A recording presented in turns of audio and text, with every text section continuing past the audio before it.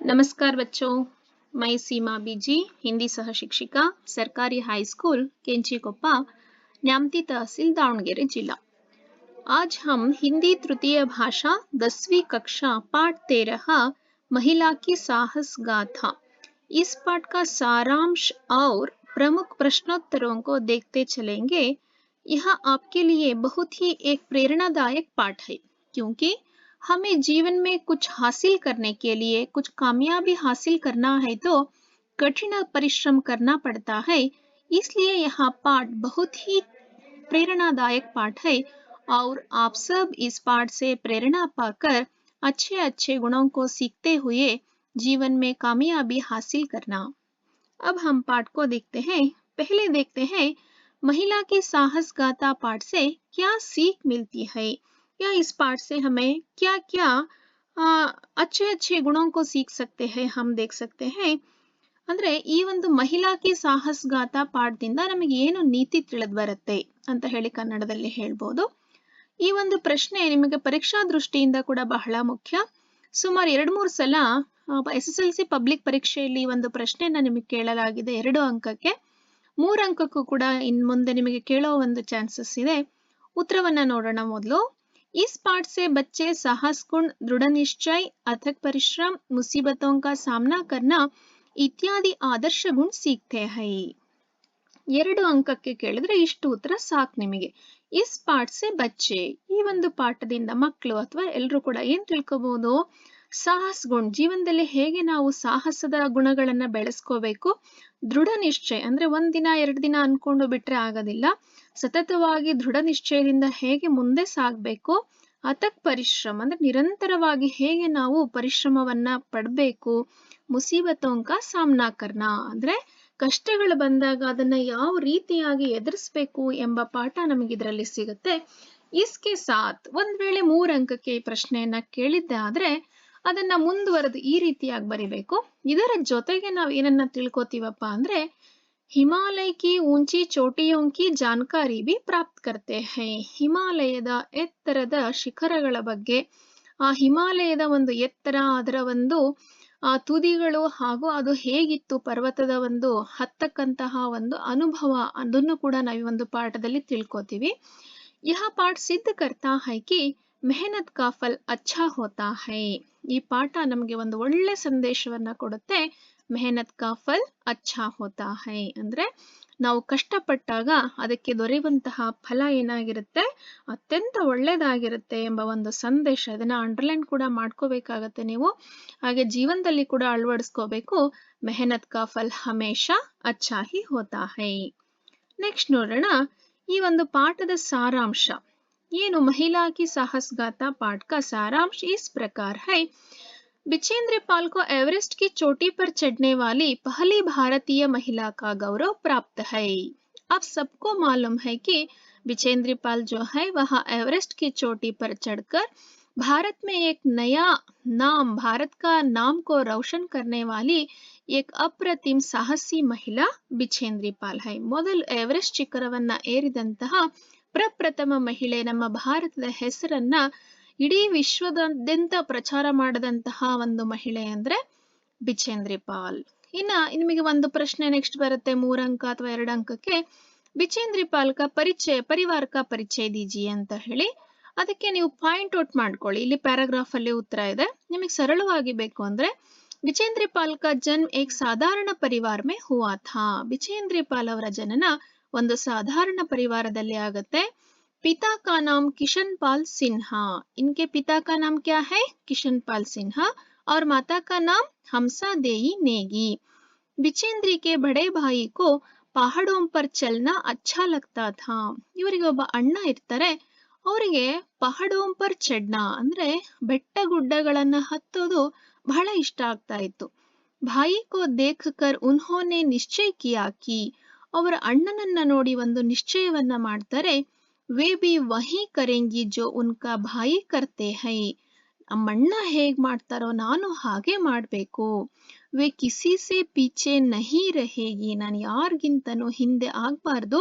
उनसे बेहतर करके दिखलाएंगी. ಅವ್ರಿಗಿಂತ ಚೆನ್ನಾಗಿ, ಉನ್ಸೆ ಬೆಹತರ್ ಅಂದ್ರೆ ಅವ್ರಿಗಿಂತನೂ ಚೆನ್ನಾಗಿ ನಾನು ಸಾಧನೆಯನ್ನ ಮಾಡಿ ತೋರಿಸ್ತೀನಿ ಅಂತ ದೃಢ ನಿಶ್ಚಯ. ಅವಾಗ್ಲೇ ನಾವು ಸೀಕಲ್ಲಿ ನೋಡಿದ್ವಿ. ಅಂದ್ರೆ ಈ ಪಾಠದಿಂದ ಏನು ನಮಗೆ ಸಂದೇಶ ತಿಳಿದು ಬರುತ್ತೆ? ದೃಢ ನಿಶ್ಚಯ ಅಂದ್ರೆ ಅವ್ರ ಅಣ್ಣನನ್ನ ನೋಡಿ ಅವತ್ತೇ ದೃಢ ನಿಶ್ಚಯವನ್ನ ಮಾಡ್ತಾರೆ, ನಮ್ಮ ಅಣ್ಣನ್ಗಿಂತ ನಾನು ತುಂಬಾ ಚೆನ್ನಾಗಿ ಮಾಡ್ತೀನಿ ಅಂತ. इसी जज्बे से उन्होंने पर्वतारोहण का प्रशिक्षण लेना शुरू किया. ಇದೇ ಉದ್ದೇಶದಿಂದ ಅವರು ಏನ್ ಮಾಡ್ತಾರೆ, ಪರ್ವತಾರೋಹಣ ಪ್ರಶಿಕ್ಷಣ ಅಂದ್ರೆ ತರಬೇತಿಯನ್ನ ತಗೊಳಕ್ಕೆ ಪ್ರಾರಂಭಿಸ್ತಾರೆ. ಯಾವುದೇ ಒಂದು ಕೆಲಸ ತುಂಬಾ ಚೆನ್ನಾಗಿ ಅಂದ್ರೆ ಅದನ್ನ ಅಚ್ಚುಕಟ್ಟಾಗಿ ಮಾಡ್ಬೇಕಂದ್ರೆ ಸ್ವಲ್ಪ ತರಬೇತಿ ಇದ್ದಾಗ ಏನಾಗುತ್ತೆ, ಆ ಕೆಲಸ ಇನ್ನೂ ಚೆನ್ನಾಗಾಗತ್ತೆ. ಇವರು ಕೂಡ ಪರ್ವತಾರೋಹಣದ ತರಬೇತಿಯನ್ನ ತಗೊಳ್ಳೋದಿಕ್ಕೆ ಪ್ರಾರಂಭಿಸ್ತಾರೆ. ಇನ್ನು ಮುಂದೆ ಬರ್ತಕ್ಕಂತಹ ಪ್ರಮುಖ ಅಂಶ, अगला प्रमुख अंश इस प्रकार है, बिचेंद्री पाल का बचपन. उनका बचपन कैसा था? बाल्यकाल में उनके जो पढ़ाई लिखाई और उनका जीवन किस प्रकार व्यतीत होता था, इसके बारे में अब हम देखते हैं कि बिचेंद्री पाल को बचपन में रोज 5 किलोमीटर पैदल चलकर स्कूल जाना पड़ता था. ಇವತ್ತು ನಾವು ಬಹಳ ಸೌಲಭ್ಯಗಳಿದೆ. ಅಂದ್ರೆ ನಮಗೆ ಹತ್ತಿರದಲ್ಲೇ ಶಾಲೆಗೆ ಹೋಗಿ ಬರ್ಲಿಕ್ಕೆ ಸೈಕಲ್ಲು, ಬಿಸಿ ಊಟ, ಹಾಲು, ಹಲವಾರು ಸೌಲಭ್ಯಗಳ ಸರ್ಕಾರ ಇವತ್ತು ನಮ್ಮಲ್ಲೆಲ್ಲ ಮಕ್ಕಳಿಗೆ ಕೊಡ್ತಾ ಇದೆ. ಆದ್ರೆ ಹಿಂದಿನ ಕಾಲದಲ್ಲಿ ಅಷ್ಟೆಲ್ಲ ಸೌಲಭ್ಯಗಳು ಇರ್ಲಿಲ್ಲ. ಇವ್ರು ಎಷ್ಟು ಕಿಲೋಮೀಟರ್ ನಡಿಬೇಕಾಗಿತ್ತು? 5 ಕಿಲೋಮೀಟರ್ ಅಂದ್ರೆ 5 ಕಿಲೋಮೀಟರ್ ನಡ್ಕೊಂಡು ಪೈದಲ್ ಚಲ್ಕರ್ ಅಂದ್ರೆ ನಡ್ಕೊಂಡು ಅವರು ಸ್ಕೂಲಿಗೆ ಹೋಗ್ಬೇಕಾಗಿರತ್ತೆ. बाद में पर्वतारोहण प्रशिक्षण के दौरान उनका कठोर परिश्रम बहुत काम आया. ನಂತರ ಅವರಿಗೆ ಎಲ್ಲಿ ಯೂಸ್ ಆಗುತ್ತಪ್ಪ ಅಂದ್ರೆ ಪರ್ವತಾರೋಹಣ ಅಂದ್ರೆ ಅವ್ರು ದಿನ ನಡೆದು ಅಭ್ಯಾಸ ಆಗೋಗಿರುತ್ತೆ. ಹಾಗಾಗಿ ಪರ್ವತಾರೋಹಣ ಮಾಡ್ಲಿಕ್ಕೆ ಈ ನಡಿಗೆ ಅವರಿಗೆ ಬಹಳ ಸಹಕಾರಿಯಾಗುತ್ತೆ. ಸಿಲಾಯಿ ಕಾ ಕಾಮ್ ಸೀಖ್ ಲಿಯಾ. ಸಿಲಾಯಿ ಅಂದ್ರೆ ಹೊಲಿಯೋದು, ಬಟ್ಟೆ ಹೊಲಿಯೋ ಕೆಲಸವನ್ನ ಕಲ್ತ್ಕೋತಾರೆ. ಯಾಕಂದ್ರೆ ಬಹಳ ಕಷ್ಟ ಇರುತ್ತೆ. ಸಾಧಾರಣ ಪರಿವಾರದಲ್ಲಿ ಇವ್ರು ಜನನ ಆಗಿರ್ತಾರೆ. ಜೀವನದಲ್ಲಿ ಏನಾದ್ರೂ ಸಾಧನೆ ಮಾಡ್ಬೇಕಂದ್ರೆ ಸಾಧನೆ ನಮ್ಮ ಪರಿಶ್ರಮದ ಜೊತೆಗೆ ಹಣಕಾಸಿನ ಅನುಕೂಲ ಕೂಡ ಬೇಕಾಗತ್ತೆ. ಹಾಗಾಗಿ ಇವರು ಬಟ್ಟೆ ಹೊಲಿಯೋದನ್ನ ಕಲ್ತ್ಕೋತಾರೆ. ಸಿಲಾಯಿ ಕರ್ಕೆ ಪಡಾಯಿ ಕಾ ಖರ್ಚು ಜುಟಾನೆ ಲಗಿ. ಇವರ ಓದಿಗೆ ತರಬೇತಿಗೆ ಏನು ಖರ್ಚು ವೆಚ್ಚಗಳು ಬೇಕಾಗಿರುತ್ತೆ ಅದನ್ನೆಲ್ಲ ಬಟ್ಟೆ ಹೊಲ್ಬಿಟ್ಟೆ ಅವರು ದುಡಿತಾ ಇರ್ತಾರೆ. इस तरह उन्होंने संस्कृत में MA तथा B.Ed तक की शिक्षा प्राप्त की. ಈ ರೀತಿಯಾಗಿ ಅವರು ಸಂಸ್ಕೃತ ವಿಷಯ ಅಂದ್ರೆ ಅವರು ಯಾವ ಒಂದು ನೆಚ್ಚಿನ ವಿಷಯ ಇರುತ್ತೆ ಅದರಲ್ಲಿ PG ಪೋಸ್ಟ್ ಗ್ರಾಜುಯೇಷನ್ ಕೋರ್ಸ್ ಅಂತ ಕರಿತೀವಿ. ಅವರು MA ಸಂಸ್ಕೃತ ವಿಷಯದಲ್ಲಿ ಮಾಡಿ B.Ed B.Ed ತರಬೇತಿಯನ್ನ ಕೂಡ ಅವರು ಪಡ್ಕೋತಾರೆ. ಇದು ಅವರ ಬಾಲ್ಯಕಾಲಕ್ಕೆ ಸಂಬಂಧಪಟ್ಟಂತಹ ಒಂದು ವಿಷಯಗಳು. ಬಿಚೇಂದ್ರ ಪಾಲ್ ಜಿ ಕಿ ಪಹಾಡ್ ಪರ್ ಚಡ್ನೆ ಕಿ ತಯಾರಿ. ಹಾಗಾದ್ರೆ ಒಂದೇ ಸಲಕ್ಕೆ ಅವರು ಮೌಂಟ್ ಎವರೆಸ್ಟ್ ಶಿಖರವನ್ನ ಏರ್ಬಿಟ್ರ? ಇಲ್ಲ ಅಲ್ವಾ, ಆಗೋದಿಲ್ಲ. ಅದಕ್ಕೆ ತರಬೇತಿ ಬೇಕಾಗತ್ತೆ. ಸಣ್ಣ ಪುಟ್ಟ ಬೇರೆ ಬೇರೆ ಪರ್ವತಗಳನ್ನ ಹತ್ತಿ ಅವರು ಪ್ರಶಿಕ್ಷಣವನ್ನ ಪಡ್ಕೋಬೇಕಾಗತ್ತೆ.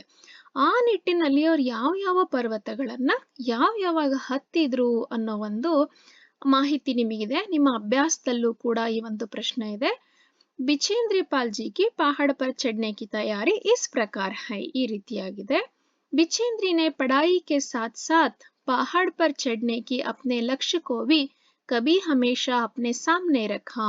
ಬಿಚೇಂದ್ರಿ ಅವರು ಚೆನ್ನಾಗಿ ಓದ್ತಾರೆ. ಪಡಾಯಿ ಕೆ ಸಾಥ್ ಅಂದ್ರೆ ಓದುವುದರ ಜೊತೆಗೆ ಪಹಾಡ್ ಪರ್ ಚಡ್ನೆ ಕಿ ಅಂದ್ರೆ ಆ ಒಂದು ಬೆಟ್ಟವನ್ನ ಗುಡ್ಡಗಳನ್ನ ಹತ್ತುವ ಅವರ ಲಕ್ಷ್ಯ ಅಂದ್ರೆ ಗುರಿ.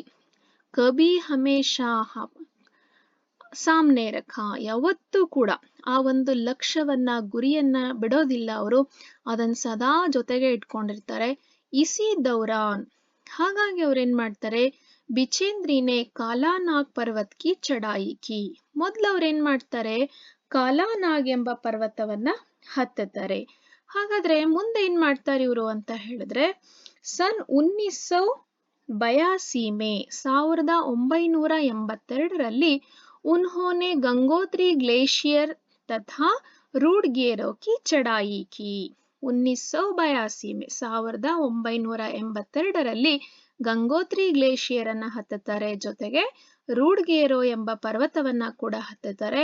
ಗಂಗೋತ್ರಿ ಗ್ಲೇಷಿಯರ್ ಎಷ್ಟು ಎತ್ತರ ಇದೆಯಪ್ಪ ಅಂದ್ರೆ 6672 ಮೀಟರ್. 6672 ಮೀಟರ್ಗಳಷ್ಟು ಎತ್ತರ ಇರುವ ಪರ್ವತವನ್ನ ಹತ್ತುತ್ತಾರೆ. ಹಾಗೆ ರೂಡ್ಗೇರೋ ಎಂಬ ಇನ್ನೊಂದು ಪರ್ವತ, ಅದು ಎಷ್ಟು ಮೀಟರ್ ಎತ್ತರದಲ್ಲಿ ಇದೆಯಪ್ಪ ಅಂದ್ರೆ 5819 5819 ಮೀಟರ್ಗಳಷ್ಟು ಎತ್ತರ ಇರತಕ್ಕಂತಹ ಒಂದು 3 ಪರ್ವತಗಳನ್ನ ಹತ್ತಿ ಅಭ್ಯಾಸವನ್ನ ಮಾಡ್ಕೋತಾರೆ. ಜಿಸ್ಸೆ ಉನ್ಮೆ ಆತ್ಮವಿಶ್ವಾಸ್ ಔರ್ ಬಡ, ಈ ರೀತಿಯಾಗಿ 3 ಪರ್ವತಗಳನ್ನ ಹತ್ತಿದಾಗ ಅವರಲ್ಲಿ ಆತ್ಮವಿಶ್ವಾಸ ಇನ್ನೂ ಹೆಚ್ಚಾಗತ್ತೆ. और उन्होंने निश्चय किया कि माउंट एवरेस्ट चढ़ने के लिए उनको इस पर्वत की चढ़ाई एक आदर्श सिद्ध होते हैं. हिमालय पर्वतारोहियों का सम्मेलन कब हुआ था और उस सम्मेलन में बिचेंद्री पाल का मुलाकात किन किन से हुआ था? ಇದು ಒಂದು ಜನರಲ್ ಕ್ವಶನ್, ಒಂದ್ ಅಂಕಕ್ಕೆ ಕೇಳ್ಬೋದು ಅಥವಾ ಅನುರೂಪತಾದಲ್ಲಿ ಕೇಳ್ಬೋದು. ಹಾಗಾಗಿ ಒಂದು ಪ್ರಶ್ನೋತ್ತರದ ರೀತಿಯಾಗಿ ನಿಮ್ಗೆ ಇಲ್ಲಿ ಮುಂದೆ ಇಡ್ತಾ ಇದ್ದೀನಿ. ಹಿಮಾಲಯ ಪರ್ವತಾರೋಹಿಯೋಂಕ ಸಮ್ಮೇಳನ್ ಕಬ್ ಹುವಾ ಥಾ ಅಂದ್ರೆ ಹಿಮಾಲಯ ಪರ್ವತಾರೋಹಿಗಳ ಸಮ್ಮೇಳನ ಯಾವಾಗಾಯ್ತು. ಅವರು ಸಮ್ಮೇಳನ್ ಮೇ ಬಿಚೇಂದ್ರಿ ಪಾಲ್ ಕಾ ಮುಲಾಕಾತ್ ಕಿನ್ ಕಿನ್ ಸೆ ಹುವಾ, ಈ ಒಂದು ಸಮ್ಮೇಳನದಲ್ಲಿ ಬಿಚೇಂದ್ರಿ ಪಾಲ್ ರವರು ಯಾರ್ಯಾರನ್ನ ಭೇಟಿಯಾಗ್ತಾರೆ ಒಂದು ಪ್ರಶ್ನೆ ಇದು. ಹಾಗಾದ್ರೆ ಯಾವಾಗಾಯ್ತು ಹಿಮಾಲಯ ಪರ್ವತಾರೋಹಿಯೋಂಕ ಸಮ್ಮೇಳನ್? अगस्त 1983 में हिमालय पर्वतारोहियों का सम्मेलन हुआ था. ಆಗಸ್ಟ್ 1983ರಲ್ಲಿ ಹಿಮಾಲಯ ಪರ್ವತಾರೋಹಿಗಳ ಸಮ್ಮೇಳನ ಆಗುತ್ತೆ. उस सम्मेलन में बिचेंद्री जी का मुलाकात तेन सिंह नोर्गे, एवरेस्ट पर चढ़ने वाले प्रथम पुरुष, तथा जुंके ताबे, एवरेस्ट पर चढ़ने वाली प्रथम महिला से हुआ था. ಬಹಳ ನೀವು ಕರೆಕ್ಟ್ ಆಗಿ ನೆನ್ಪಿಡ್ಕೋಬೇಕು. ಬಿಚೇಂದ್ರಿ ಪಾಲ್ ಕಾ ಮುಲಾಕಾತ್ ಅಂದ್ರೆ ಭೇಟಿ. ಯಾರನ್ನ ಭೇಟಿ ಆಗ್ತಾರೆ ಅಲ್ಲಿ? ತೇನ್ಜಿಂಗ್ ನೋರ್ಗೆ. ಯಾರವರು? ಎವರೆಸ್ಟ್ ಶಿಖರವನ್ನ ಏರಿದಂತಹ ಪ್ರಪ್ರಥಮ ಪುರುಷ ಅವರು. ತಥಾ ಜೊತೆಗೆ ಜುಂಕೆ ತಾಬಿ, ಎವರೆಸ್ಟ್ ಶಿಖರ್ ಪರ್ ಚढ़ने वाली ಪ್ರಥಮ ಮಹಿಳಾ, ಎವರೆಸ್ಟ್ ಶಿಖರವನ್ನ ಏರಿದಂತಹ ಪ್ರಥಮ ಮಹಿಳೆ. ಮಕ್ಳಿಗೆ ಒಂದು ಪಾಯಿಂಟ್ ಎಲ್ಲ ನೀವು ಚೆನ್ನಾಗಿ ನೋಟ್ ಮಾಡ್ಕೊಳ್ಳಿ. ನಿಮಗೆ ಕೇಳ್ತಾರೆ ಏನು ಎವರೆಸ್ಟ್ ಶಿಖರ್ ಪರ್ ಚढ़ने वाली ಪ್ರಥಮ ಮಹಿಳಾ ಅಂದ ತಕ್ಷಣ ಬಹಳ ಮಕ್ಳು ಏನ್ ಮಾಡ್ತಾರೆ, ಬಿಚೇಂದ್ರಿ ಪಾಲ್ ಅಂತ ಬರ್ದ್ಬಿಡ್ತಾರೆ. ತಪ್ಪಾಗತ್ತೆ. ಯಾಕಂದ್ರೆ ಅಲ್ಲಿ ಪ್ರಶ್ನೆ ನೋಡ್ಬೇಕು ನೀವು, ಏನ್ ಕೊಟ್ಟಿದ್ದಾರೆ? ಎವರೆಸ್ಟ್ ಪರ್ ಚढ़ने वाली ಪ್ರಥಮ ಮಹಿಳಾ ಅಂದಾಗ ಜುಂಕೆ ತಾಬಿ ಅಂತ ಬರಿಬೇಕು. ಎವರೆಸ್ಟ್ ಪರ್ ಚढ़ने वाली ಪ್ರಥಮ ಭಾರತೀಯ ಮಹಿಳಾ ಅಂತ ಕೇಳಿದಾಗ ಅಂದ್ರೆ ಅಲ್ಲಿ ಭಾರತೀಯ ಅನ್ನೋ ಶಬ್ದ ಇರಬೇಕು. ಭಾರತೀಯ ಅನ್ನೋ ಶಬ್ದ ಇದ್ದಾಗ ಮಾತ್ರ ಅಲ್ಲಿ ಬಿಚೇಂದ್ರಿ ಪಾಲ್ ಅಂತ ಬರಿಬೇಕಾಗತ್ತೆ. ಈ ರೀತಿಯಾಗಿ ಪಾಯಿಂಟ್ ಅನ್ನ ನೋಟ್ ಔಟ್ ಮಾಡ್ಕೊಳ್ಳಿ. ಇವರನ್ನ ಭೇಟಿ ಆಗ್ತಾರೆ. तब उन्होंने संकल्प किया कि वे भी उनकी तरह एवरेस्ट पर पहुंचेगी. ಅವರನ್ನ ಭೇಟಿಯಾದಾಗ ಉನ್ಹೋನೆ ಸಂಕಲ್ಪ ಕಿಯಾ, ಒಂದು ದೃಢ ನಿಶ್ಚಯವನ್ನ ನಿರ್ಧಾರವನ್ನ ಮಾಡ್ತಾರೆ. ವೇ ಬಿ ಉನ್ಕಿ ತರಹ ಎವರೆಸ್ಟ್ ಪರ್ ಪಹುಂಚೇಗಿ, ನಾನು ಅವ್ರ ಹಾಗೇನೆ ಎವರೆಸ್ಟ್ ಶಿಖರವನ್ನ ಏರ್ಲೇಬೇಕು ಎಂಬ ದೃಢ ನಿರ್ಧಾರವನ್ನ ಮಾಡ್ತಾರೆ. ಎವರೆಸ್ಟ್ಗೆ ಚಢಾಯಿ. ಹಾಗಾದ್ರೆ ಎವರೆಸ್ಟ್ ಅನ್ನ ಯಾವ ರೀತಿಯಾಗಿ ಅವರು ಹತ್ತಲಿಕ್ಕೆ ತಯಾರಿ ಮಾಡ್ಕೋತಾರೆ, ಹೇಗೆ ಎವರೆಸ್ಟ್ ಶಿಖರವನ್ನ ಹತ್ತಲಿಕ್ಕೆ ಹೊರಡ್ತಾರೆ ಅನ್ನೋ ಒಂದು ತಯಾರಿಯ ಬಗ್ಗೆ ಇಲ್ಲಿ ಹೇಳಿದ್ದಾರೆ. ಸುಬಹ 4 ಬಜೆ ಉಠ ಗಯಿ ಬರ್ಫ್ ಫಿಗಲಾಯಿ. ಸುಬಹ 4 ಬಜೆ ಉಠ ಗಯಿ, ಬೆಳಗ್ಗೆ 4 ಗಂಟೆಗೆ ಎದ್ದೇಳ್ತಾರೆ. ಬರ್ಫ್ ಫಿಗಲಾಯಿ ಅಂದ್ರೆ ಅಲ್ಲಿ ನೀರ್ ಕೂಡ ಏನಾಗಿರುತ್ತೆ, ಐಸ್. ಫ್ರಿಜ್ ಅಲ್ಲಿ ನಾವು ನೀರ್ ಇಡ್ತೀವಿ ನಾರ್ಮಲ್ ಡೀಪ್ ಫ್ರಿಜ್ ಅಲ್ಲಿ, ಅದೇನಾಗಿರುತ್ತೆ, ಐಸ್ ಆಗಿರುತ್ತೆ. ಅದೇ ರೀತಿ ಅಲ್ಲಿನ ಚಳಿಯ ವಾತಾವರಣಕ್ಕೆ ಮೇಲ್ಭಾಗದಲ್ಲಿ ನೀರಿಟ್ರು ಕೂಡ ನೀರು ಐಸ್ ಆಗಿರುತ್ತೆ. ಅದನ್ನ ನೀರನ್ನ ಏನ್ ಮಾಡ್ತಾರೆ ಅವರು? ಫಿಗಲಾಯಿ ಅಂದ್ರೆ ಅದನ್ನ ಕರಗಿಸ್ತಾರೆ. ಸ್ಟೋವ್ ಮೇಲೆ ಇಟ್ಬಿಟ್ಟು ಕರಗಿಸ್ಬಿಟ್ಟು ಚಾಯ್ ಬನಾಯಿ, ಚಾಯನ್ನ ಮಾಡ್ಕೋತಾರೆ. कुछ बिस्कुट आदि चॉकलेट का हल्का नाश्ता करने के बाद लगभग 5:30 बजे तंबू से निकल पड़ी. ಜೊತೆಗೆ ಒಂದು ಸ್ವಲ್ಪ ಹಲ್ಕಾ ನಾಶ್ತಾ ಅಂದ್ರೆ ಲಘು ಉಪಹಾರ ಅಂತ ಹೇಳಿ ಬಿಸ್ಕುಟ್, ಒಂದ್ ಸ್ವಲ್ಪ ಬಿಸ್ಕೆಟ್ ಅನ್ನ ತಿಂತಾರೆ.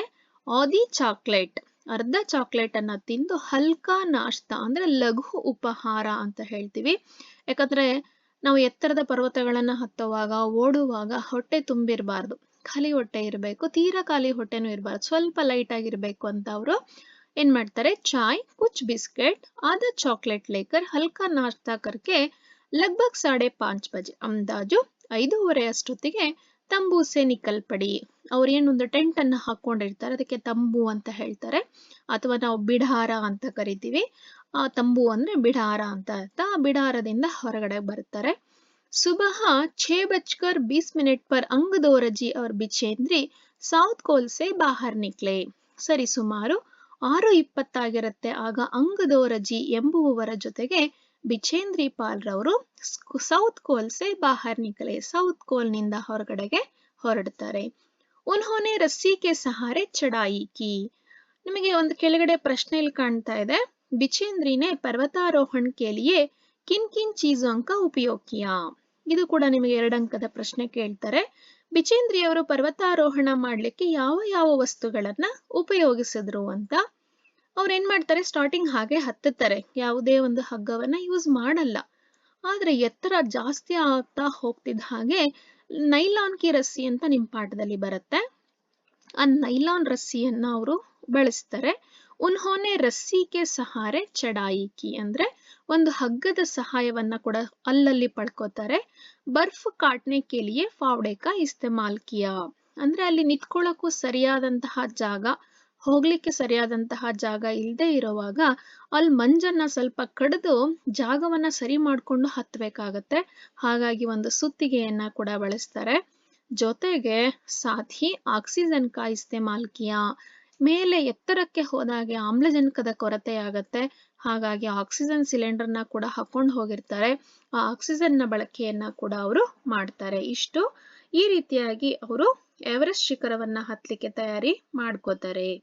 दक्षिण के शिखर पर चढ़ते समय बिच्छेंद्री के अनुभव. यह बहुत ही एक प्रमुख प्रश्न है क्योंकि इस प्रश्न को बहुत बार दोहराया गया है, दोहराकर पूछा गया है. ಬಹಳ ಕಡೆಗೆ ಈ ಪ್ರಶ್ನೆಯನ್ನ ಕೇಳಿದ್ದಾರೆ. ಮತ್ತೆ ಮಕ್ಕಳು ಸ್ವಲ್ಪ ಕಷ್ಟ ಕೂಡ ಪಡ್ತಾರೆ, ಅಂದ್ರೆ ತುಂಬಾ ಟಫ್ ಇದೆ ಆನ್ಸರು, ಬೇಗ ಗೊತ್ತಾಗ್ತಾ ಇಲ್ಲ ಅಂತ. ಅದಕ್ಕೆ ನಾನಿಲ್ಲಿ ಪಾಯಿಂಟ್ಸ್ ಮಾಡಿ ಏನ್ ಮಾಡಿದೀನಿ, ಆನ್ಸರ್ ಅನ್ನ ಮಾಡಿದೀನಿ. ನೀವು ಇದೇ ರೀತಿಯಾಗಿ 6 ಪಾಯಿಂಟ್ಸ್ ಅನ್ನ ಮಾಡ್ಕೊಳ್ಳಿ. ಒಂದೊಂದೇ ಪಾಯಿಂಟ್ಸ್ ಮಾಡ್ಕೊಂಡು ಕಲಿತಾ ಹೋದ್ರೆ ಖಂಡಿತ ಈ ಪ್ರಶ್ನೆಗೆ ಉತ್ತರ ಏನು ಕಷ್ಟ ಇಲ್ಲ.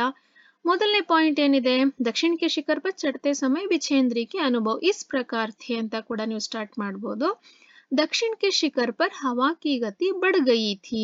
ದಕ್ಷಿಣದ ಶಿಖರದಲ್ಲಿ ಹವಾ ಕಿ ಗತಿ, ಗಾಳಿಯ ವೇಗ ಹೆಚ್ಚಿತ್ತು. ಯಾಕಂದ್ರೆ ಎತ್ತರಕ್ಕೆ ಹೋಗಿರ್ತಾರೆ, ಆಟೋಮೆಟಿಕಲಿ ಗಾಳಿಯ ರಭಸ ವೇಗ ಜಾಸ್ತಿ ಇರುತ್ತೆ. ऊंचाई पर तेज हवा के झोंके भुरभुरे के कणों को चारों तरफ उड़ा रहे थे.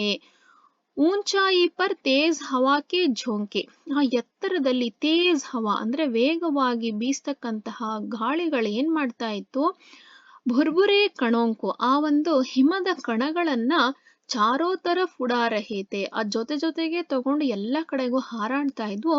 ಜಿಸ್ಸೆ ಕುಚ್ ದಿಖಾಯಿ ನಹಿ ದೇ ರಹಾ ಥಾ, ಪೂರ್ತಿ ಮಂಜು ಕವಿದಿರುತ್ತೆ, ಮುಂದಿಂದ ಏನು ಕೂಡ ಅವರಿಗೆ ಕಾಣಿಸ್ತಾ ಇರ್ಲಿಲ್ಲ.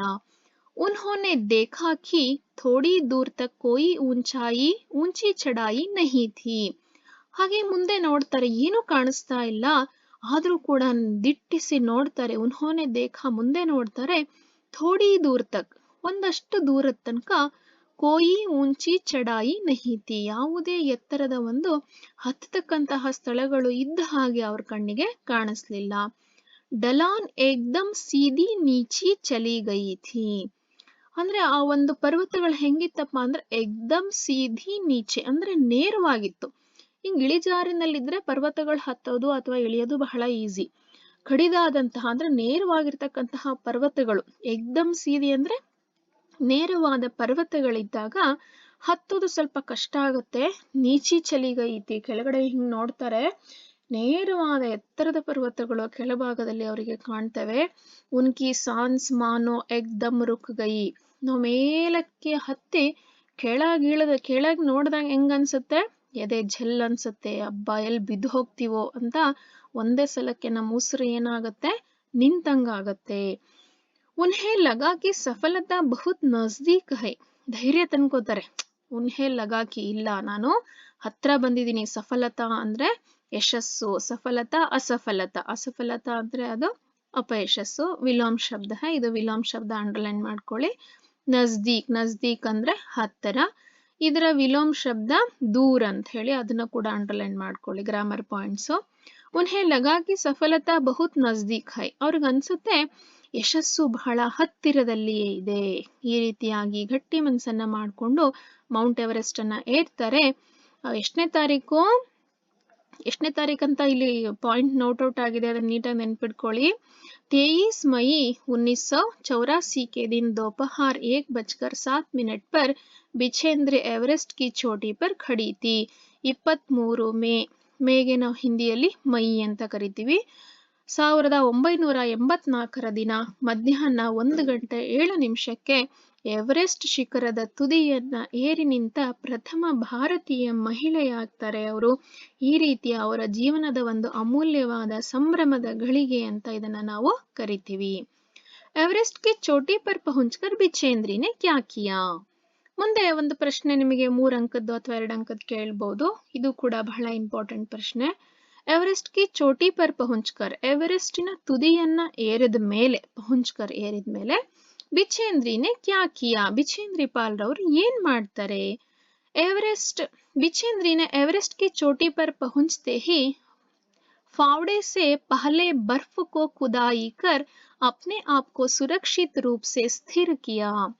ಎವರೆಸ್ಟ್ ಶಿಖರವನ್ನ ಏರ್ತಿದ್ದ ಹಾಗೇನೆ, ಆ ಎವರೆಸ್ಟ್ ಶಿಖರದ ತುದಿಯಲ್ಲಿ, ಚೋಟಿ ಪರ್ ಪಹುಂಚ್ತೆ ಹಿ, ತುದಿಯನ್ನ ಏರ್ತಿದ್ದ ಹಾಗೇನೆ, ಫಾವ್ಡೆ ಸೆ ಪಹಲೆ ಬರ್ಫ್ ಕೋ ಖುದಾಯಿ ಕರ್, ಅವರ ಹತ್ರ ಇರ್ತಕ್ಕಂತಹ ಸುತ್ತಿಗೆಯಿಂದ ಬರ್ಫ್ ಕೋ ಖುದಾಯಿ ಕರ್ನ ಅಂದ್ರೆ ಆ ಬರ್ಫ್ ಅನ್ನ ಒಂದ್ ಸ್ವಲ್ಪ ಕೆತ್ತುತ್ತಾರೆ. ಯಾಕಂದ್ರೆ ಚೂಪಾಗಿರುತ್ತೆ, ನಿಂತ್ಕೊಳ್ಳೋಕೆ ಸುರಕ್ಷಿತವಾದ ಜಾಗ ಇರಲ್ಲ, ಅಲ್ಲಿ ನಿಂತ್ಕೊಳ್ಳೋಕೆ ಒಂದು ಅಗಲವಾದ ಜಾಗ ಮಾಡ್ಕೋಬೇಕಿರುತ್ತೆ. ಹಾಗಾಗಿ ಅದನ್ನ ಕಡಿದು ಬಿಟ್ಟು ಸುರಕ್ಷಿತವಾಗಿ ನಿಂತ್ಕೊಳ್ಳೋಕೆ ಒಂದು ಸುರಕ್ಷಿತ ಜಾಗವನ್ನ ಮಾಡ್ಕೋತಾರೆ. ಅಪ್ನೆ ಆಪ್ಕೋ ಸುರಕ್ಷಿತ ರೂಪ ಮೇ ಸ್ಥಿರ ಕಿಯಾ, ಸ್ಥಿರವಾಗಿ ನಿಂತ್ಕೊಳ್ಳೋಕೆ ಒಂದು ಜಾಗವನ್ನ ಮಾಡ್ತಾರೆ.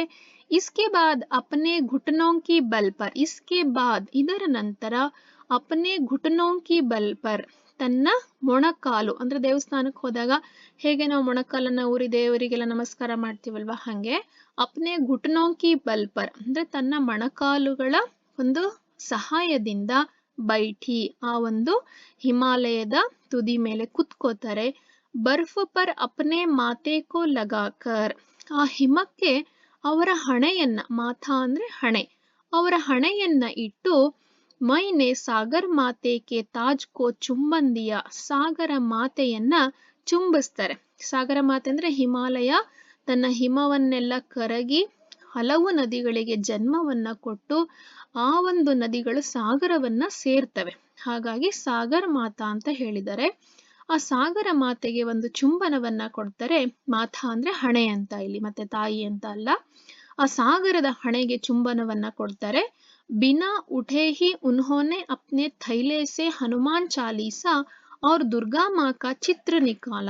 ಬಿನಾ ಉಟೇಹಿ, ಯಾವ ಸ್ಥಿತಿಯಲ್ಲಿ ಕೂತಿರ್ತಾರೆ ಅದೇ ಮೊಣಕಾಲೂರಿ ಅದೇ ಸ್ಥಿತಿಯಲ್ಲಿ ಕುತ್ಕೊಂಡು ಅಪ್ನೆ ಥೈಲೆ ಸೆ, ಅವರ ಕೈಚೀಲ, ಜೊತೆಗೆ ಒಂದು ಕೈಚೀಲ, ಥೈಲೆ ಅಂದ್ರೆ ಕೈಚೀಲ ಅಂತ, ಅವರ ಕೈಚೀಲದಿಂದ ಹನುಮಾನ್ ಚಾಲಿಸ ಅಂದ್ರೆ ಹನುಮಂತನ ಸ್ತುತಿ ಇರತಕ್ಕಂತಹ ಒಂದು ಪುಸ್ತಕ, ಹನುಮಂತನ ಮಂತ್ರಗಳಿರುವ ಪುಸ್ತಕ, ಅದನ್ನ 40 ಮಂತ್ರಗಳು ಹನುಮಾನ್ ಚಾಲಿಸ ಅಂತ ಕರೀತಾರೆ.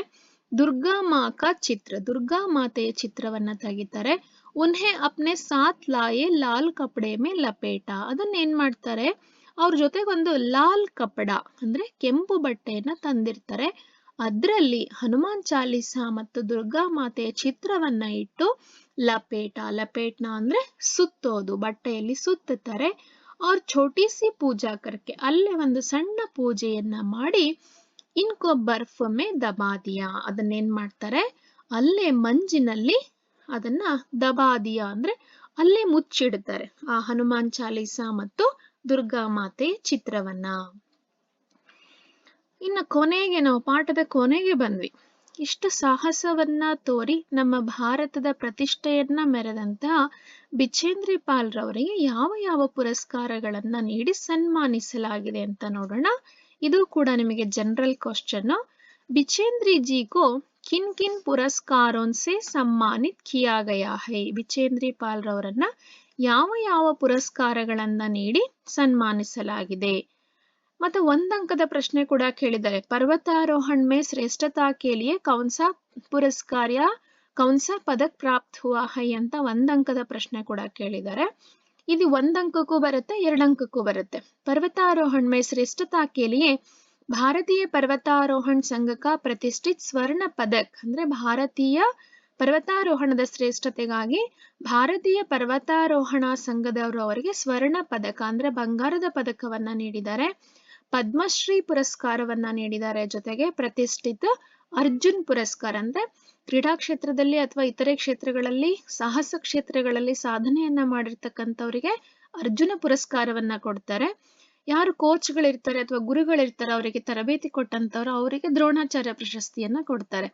ಇವರನ್ನು ಶಿಷ್ಯರಾಗಿ ಸಾಧನೆ ಮಾಡಿರೋದ್ರಿಂದ ಇವರಿಗೆ ಅರ್ಜುನ ಪುರಸ್ಕಾರವನ್ನ ಕೂಡ ಕೊಟ್ಟು ಸನ್ಮಾನವನ್ನ ಮಾಡಲಾಗಿದೆ.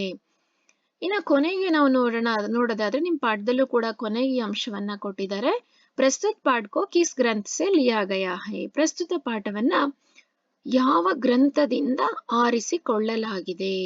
ಇದು ಅವರೇ ಬರೆದಿರ್ತಕ್ಕಂತಹ ಎವರೆಸ್ಟ್ ಮೇರಿ ಶಿಖರ್ ಯಾತ್ರಾ ಅಂದ್ರೆ ಬಿಚೇಂದ್ರಿ ಪಾಲ್ ರವರೇ ಸ್ವತಃ ಅವರೇ ಆತ್ಮಕಥೆಯನ್ನ ಬರೆದಿದ್ದಾರೆ. ಅದರ ಹೆಸರು ಎವರೆಸ್ಟ್ ಮೇರಿ ಶಿಖರ್ ಯಾತ್ರಾ ಎಂಬ ಗ್ರಂಥದಿಂದ ಆಯ್ದ ಒಂದು ಸಾರಾಂಶದ ರೂಪದಲ್ಲಿ ಈ ಒಂದು ಪಾಠವನ್ನ ಇಡಲಾಗಿದೆ. ಈ ಒಂದು ಸಾರಾಂಶದ ರೂಪದಲ್ಲಿ ಪಾಠವನ್ನ ನಿಮ್ಮ ಮುಂದೆ ಪ್ರಸ್ತುತಪಡಿಸಿದ್ದೀನಿ. ಇದರಲ್ಲಿ ಮತ್ತೇನಾದ್ರೂ ಸಂಶಯಗಳಿದ್ರೆ ಮತ್ತೆ ಪುನಃ ಒಂದ್ಸಲ 2 ಸಲ ವಿಡಿಯೋನ ನೋಡಿ ರಿವಿಷನ್ ಮಾಡ್ಕೊಳ್ಳಿ. ಕ್ವಶನ್ ಆನ್ಸರ್ ಅನ್ನ ನೋಟ್ ಮಾಡ್ಕೊಳ್ಳಿ. ಖಂಡಿತ ನೀವು ಪರೀಕ್ಷೆಯನ್ನ ಅತ್ಯಂತ ಸರಳವಾಗಿ ಎದುರಿಸಲಿಕ್ಕೆ ಸಾಧ್ಯ ಆಗುತ್ತೆ. ಧನ್ಯವಾದ.